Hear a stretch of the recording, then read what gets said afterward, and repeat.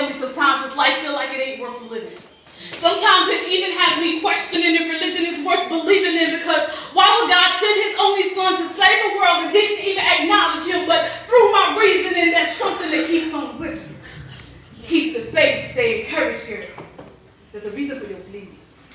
Blood proves that you're human, and hurt helps confirm that there's a healer. Had there never been any struggles or resistance, how can you testify that he can deliver? So wipe away your concealer. Hidden scars can't help a dying world. The blemishes from your past may be the very foundation needed to help uplift that undiscovered cover girl soul. Consider the fact you were born with purpose and reason. My pen, pads, prayers, and pains are the only four tools I need to experience a life of true freedom. So with my bound hands, I scribbled on paper what looked like poetry to me, but it wasn't until I committed my art to God that I was able to write my poetry freely. You see, before I was formed within my mother's womb, poetic passion was planted deep down inside of me. So if I do not birth out the purpose of helping another soul, then I have missed the true calling of my destiny. So this is my poetry.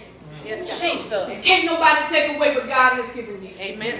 Haters swallow words of jealousy when they realize that my poems contain more words than they have in their entire vocabulary. You see, I am far from ordinary, contrary to what you may think of me. These poems are your stories. Just call me the narrator of your history, because your autobiography locks skeletons in closets and you claim you can't seem to find the key. So I will unlock the door, expose your bones, and nickname your shame my poetry, because there's a little girl out there that needs to know that open legs doesn't open hearts. And there's a little boy out there that needs to know that juggling 3 women at one time don't make you smart. So I write with the ink that he hid under my skin. I write because when my eyes can no longer formulate any more tears, I can squeeze out the rest of my pain with the stroke of an ink pen. You see, I write because this world has enough shackles holding it down. So if I spit wings of inspiration, then there's a chance that I might help lift it back up off the ground. You see, I stand on stages regurgitating pages, but not for the sole purpose of entertaining you.